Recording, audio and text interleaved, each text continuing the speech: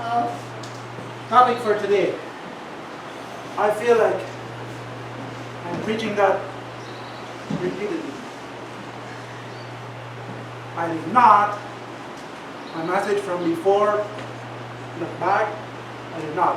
It was anew. I felt a calling to preach that again. Why? I think it is because we're still walking. We're still alive. Jesus didn't come back yet.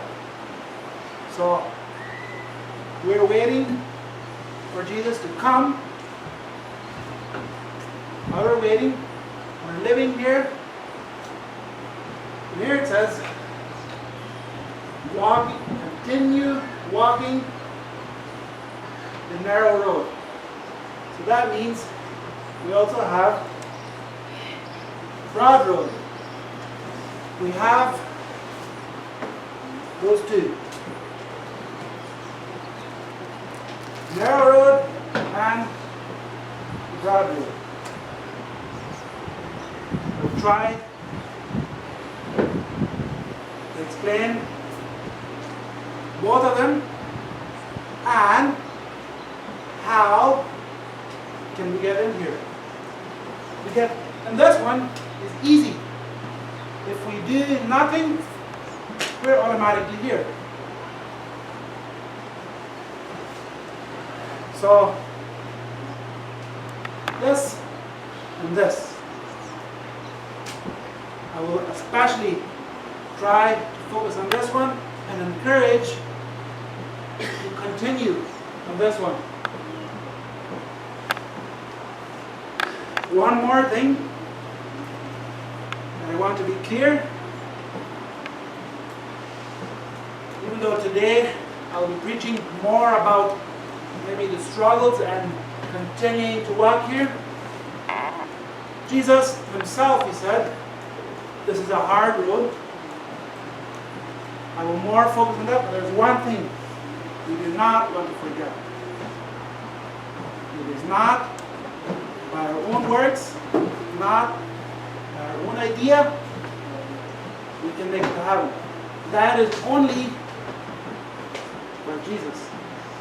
But after we are walking on this road, we do not want to become careless. Some people, they say, oh yeah, Jesus saved me. After that, their life, they don't see any change. So, I hope to be clear. It is not our own works, but we have verse after verse after verse that talks about one verse. I will not read it, but it was last week. Somebody from there talked about it for devotions. It says, faith without works is dead. So, today especially, continue. It's a narrow road. Do not give up.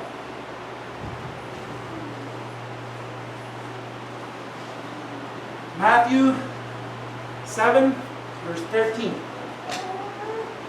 Enter by the narrow gate. That's Jesus preaching.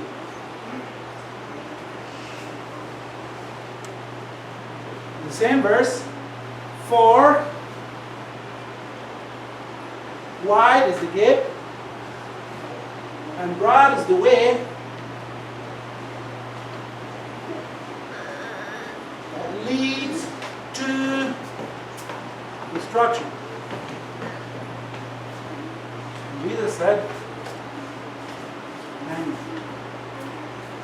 many are going there.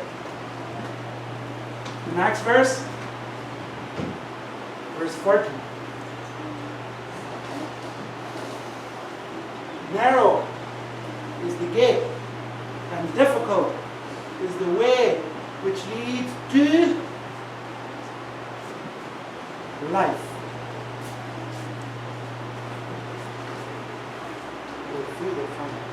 So it's very clear. So it's difficult.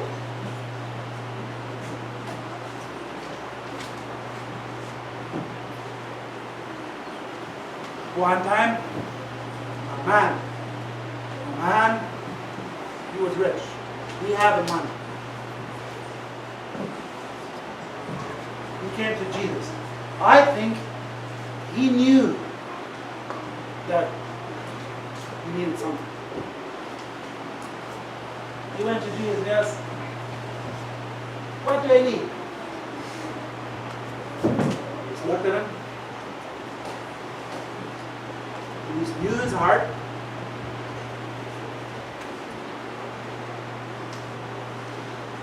First, he was told, you need to obey the law. Yeah, I did it. So, he was rich and he felt self-righteous in his heart. Because he said, yeah, I did it. He said, go and sell all your things and then come back and follow me. So, Jesus is probably talking about his money, but also his heart. He felt he was right. Jesus knew. Couldn't be enough. So, our own self-righteousness, we need to take it out. This man, what did he do?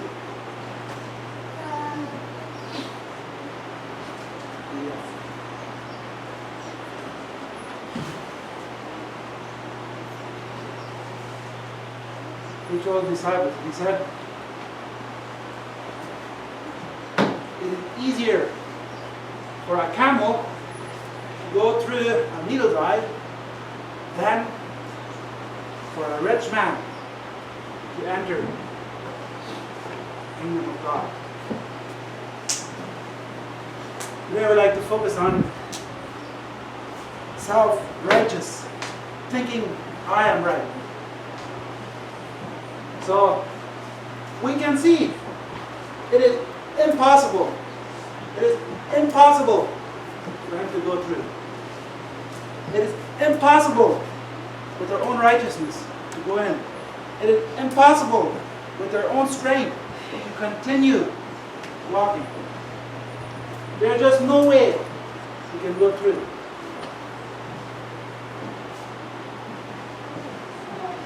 And the disciples heard this. Said, who can be saved? It just can't. He said, you are right. So, man, impossible. But with God, all things are possible. On our own strength, it is impossible. It is impossible to go through. Jesus said, the door is small. Can't. There is one way. With God, all things are possible. With God, we can continue.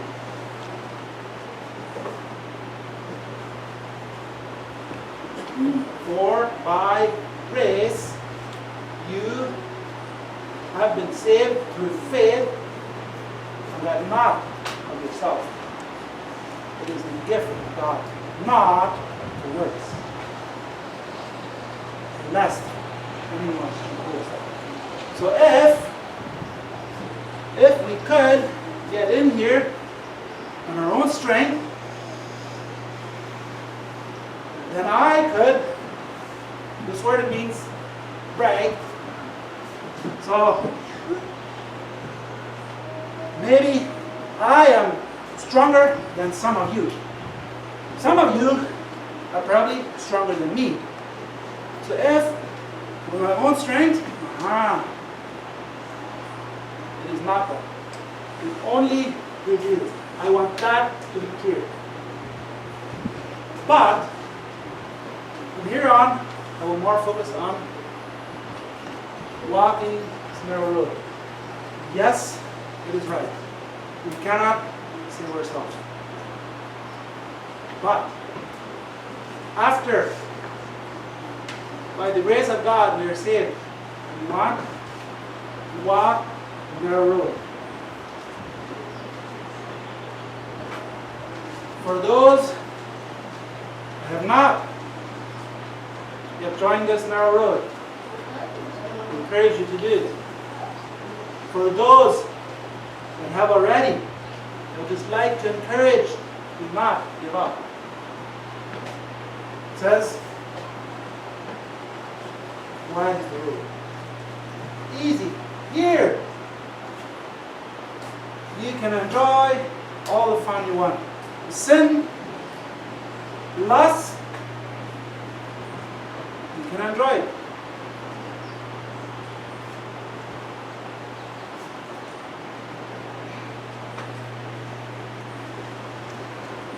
Narrow and difficult is the way which leads to life.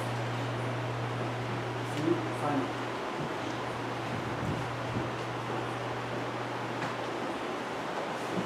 Philippians 2, verse 12.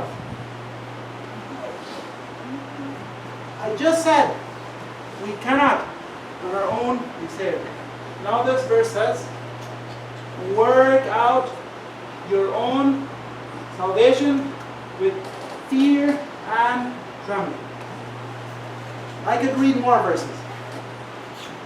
One verse, I will not read it, but it says there are a lot of dangers, especially in the end times. There will be a lot of temptations. So we need to have a respect. We need to understand that this is holy, this is serious, this is not play. We cannot, I want.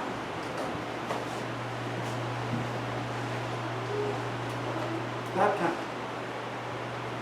This is serious.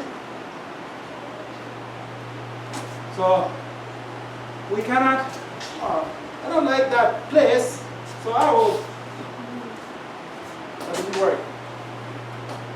If we want to join this, we need to surrender, allow Jesus to save us, and then follow Him.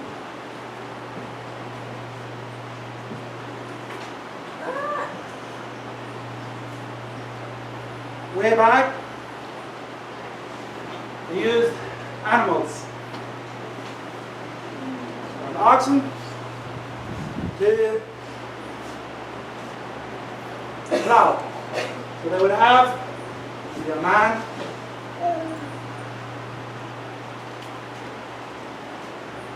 and this man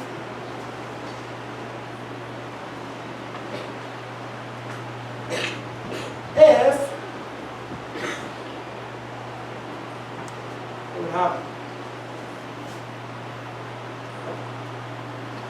Jesus said, no one who wants to plow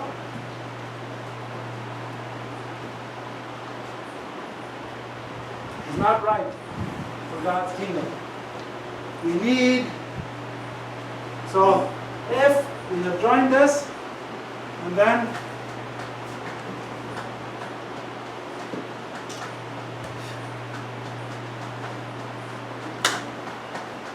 and I want that place, but I would prefer the road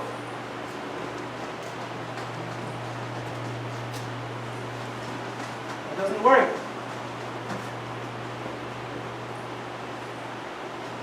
I think sometimes if a person becomes discouraged, why?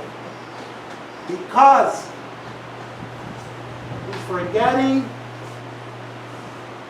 the goal. He's only noticing, oh, it is hard. Jesus said it is hard. There, it is easy. That's the problem.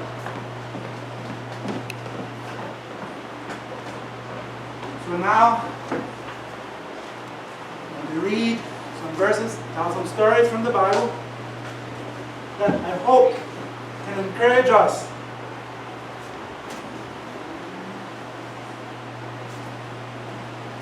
Not the back. Not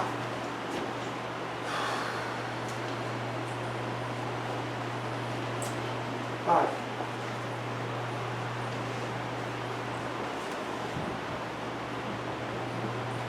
Psalm 139 verse 2 says, God knows what I do.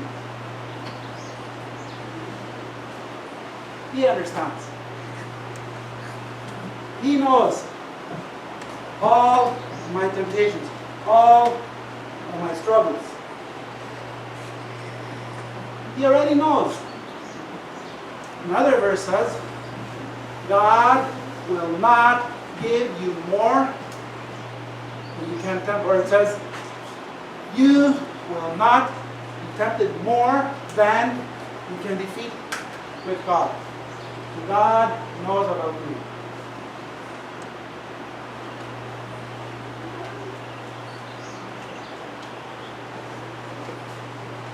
If one of those little birds, if one of those birds falls down, God, He knows it. He knows it. This verse says, in Matthew 10, verse 29, you are more important than those birds. So if God sees bird fall, even more He will know about you. He knows about your struggles.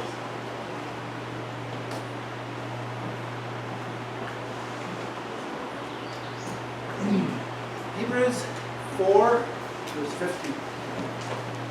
For we do not have a high priest who cannot sympathize with our weaknesses, but was in all points tempted as we are, yet without sin. This high priest talks about Jesus.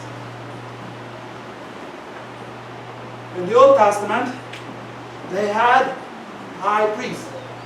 What was his responsibility? He was responsible if a person had sinned, that person needed to find a sheep and bring it, and the high priest was responsible to kill the lamb. There was things how he should do it, kill it, sprinkle the blood, different things, and he could be free. But this high priest did not need to really sympathize him. It was only his responsibility. If God saw the person had failed, and this person repented, and he brought a lamb, and the high priest killed it, he was free. Not because of him, but because of God. But this person, it was only his responsibility. He did not really have to care for the people. But it says, Jesus, he does it. Now, we do not need animals. We have Jesus. And Jesus himself died. This priest did not die himself. He only killed sheep. Jesus himself suffered for us. So now, if we are walking this narrow road and we feel it's hard, Jesus experienced temptations all like me. That's what it says. Jesus experienced temptations just like us.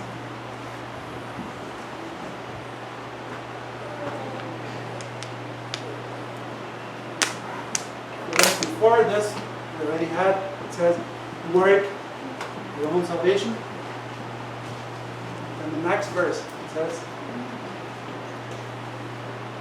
it is God who works in you both to will and to do for His good pleasure.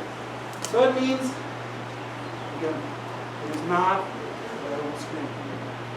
If I am trying my own strength, I want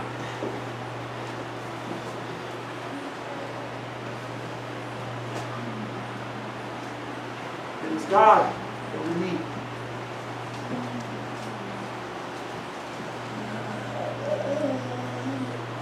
Matthew 10, verse 22.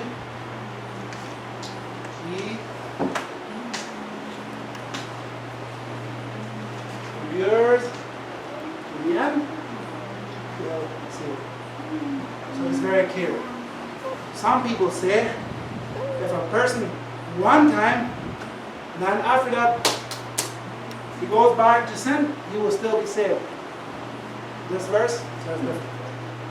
It's very clear. It says, he who to the end will be saved.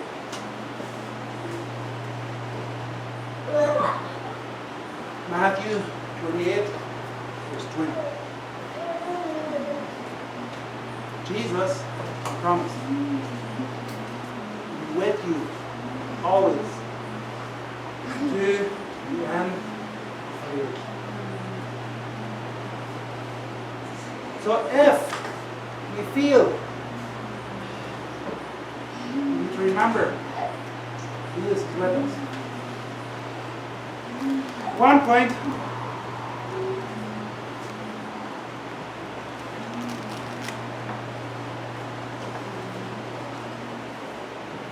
I don't know your feelings, but I imagine it could be, maybe, some feel that I cannot serve Jesus because my family, my parents are not Christians.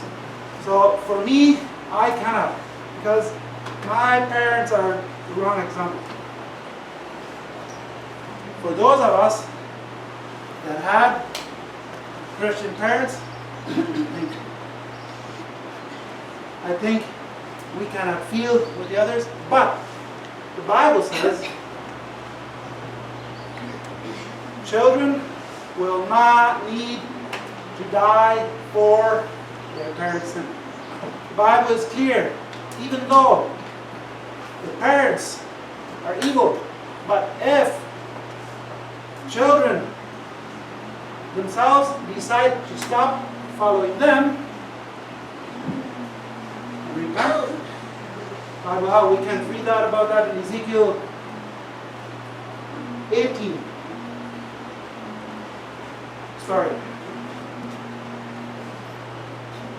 from the Bible. A king. The Jews, they had different kings. The first one was David. David, he was a king, and David, he served God. Next one, his son, Solomon, served God, then later he turned away. After that, kings, some were good, some were bad. Some kings, they served God, some followed others.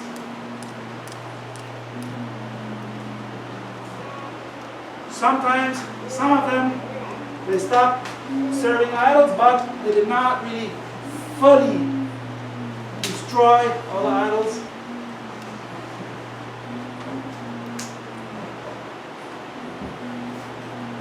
Josiah.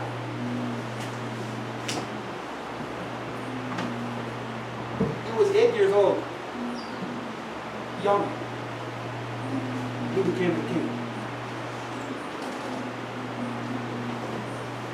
His father was evil. His grandfather was one of the worst ones.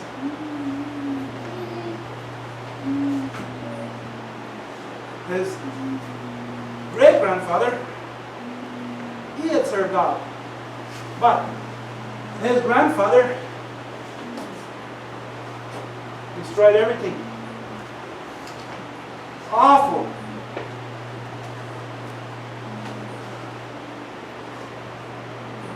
When he became king, a little later, they found books about God's law. They read it. When he heard it, he saw the sin. And the Bible says that he cleaned out the sin more than many kings before. The way I understood it, it said there was one thing that even David had failed to obey. God had told the Israelites they needed one time a year, they needed to have Passover. That was a special meal to remember how they left Egypt. The way I understand it, even David failed to do that. David, he was a good one. And then kings after that, some of them were good, some of them were evil. His grandfather, his father, was evil. But when he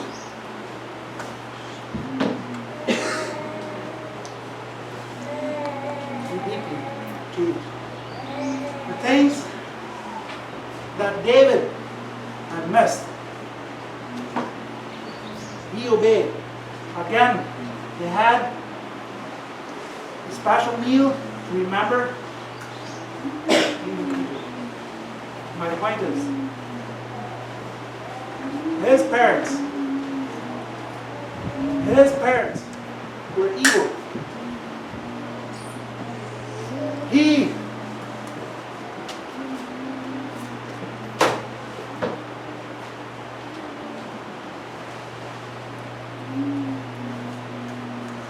again, in Ezekiel 18, verse 19 to 23. I will not read it. But there it says, children are not responsible for their parents' sin. If their parents have sinned, but repent, so if we think that I cannot walk this narrow road because there's another encouragement. Each one is responsible. Just to encourage to walk the narrow road.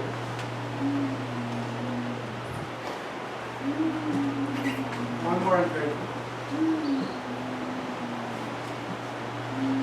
This word it means affliction.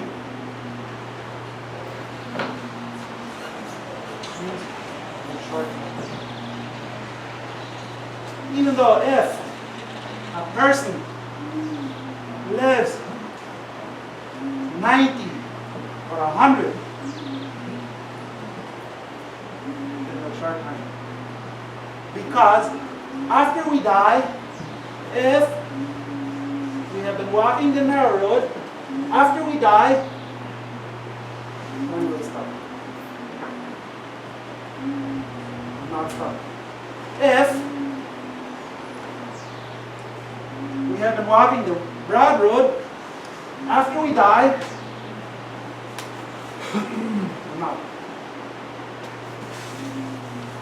Here it says, struggled for a short time.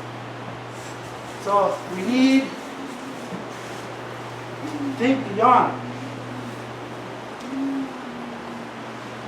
I think one of the reasons some people is because we did not understand the holiness, we did not understand eternity. Eternity, we did not understand. Eternity does not stop. Let's imagine a big rock, a hard rock, big one. This year, a small bird comes to this rock, scratches a little bit, leaves it. 10 years later, again, a small bird scratches a little bit and it leaves. 10 years again. Do you think birds they could big rock? If a bird 10 years scratches and leaves, 10 years again. After this rock is gone, eternity has not stopped. We cannot even imagine how many years for a small bird to scratch this away. But after that, eternity goes on. It never stops. This and this, both. Even though if we are struggling for 80 years, it's a short time. Another encouragement.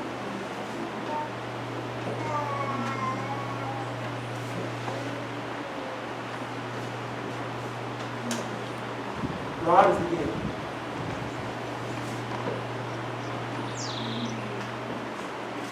Instruction.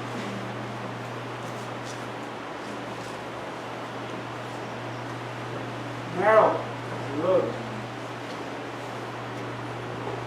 It's the life. One more thing. I'm telling you, I've been preaching you that this road is difficult. It's true, it's right. Jesus himself said. But that does not mean that I just need to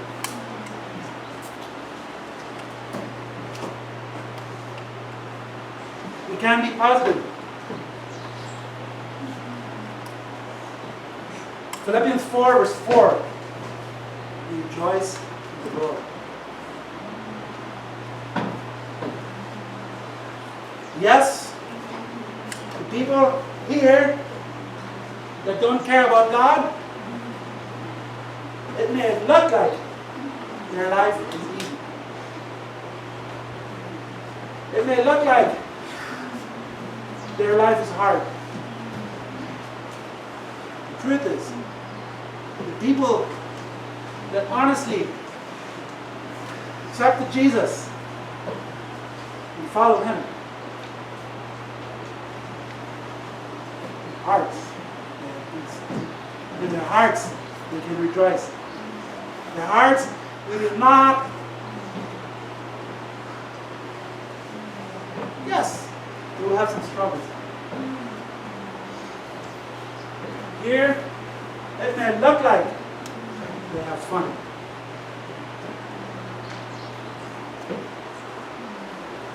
Sorry, I've told before.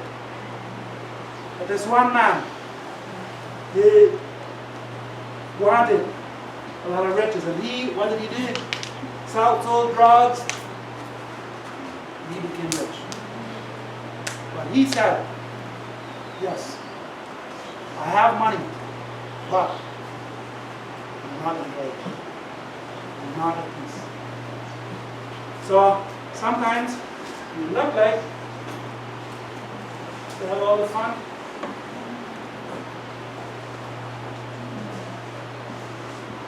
Different. They do not have peace.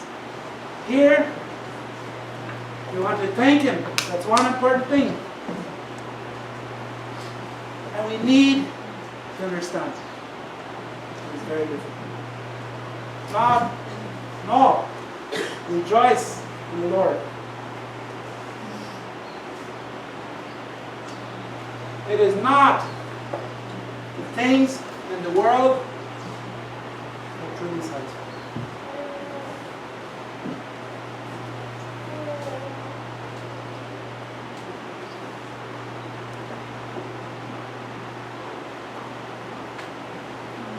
One verse.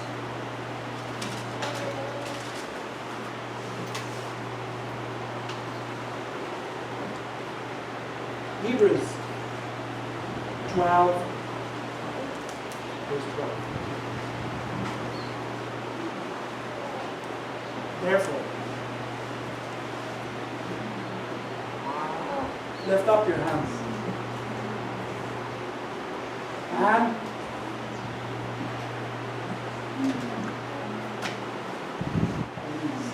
so the meaning is if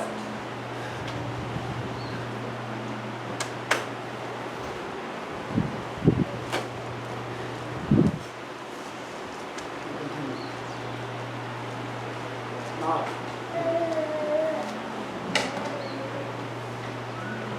different.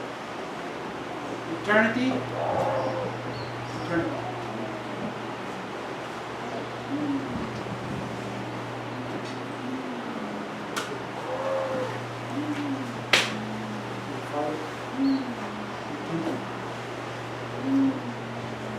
Thank you for those who have peace in their hearts. I pray for those who have peace. But I'm looking back. Please pray. I pray for those who haven't gone through the parable.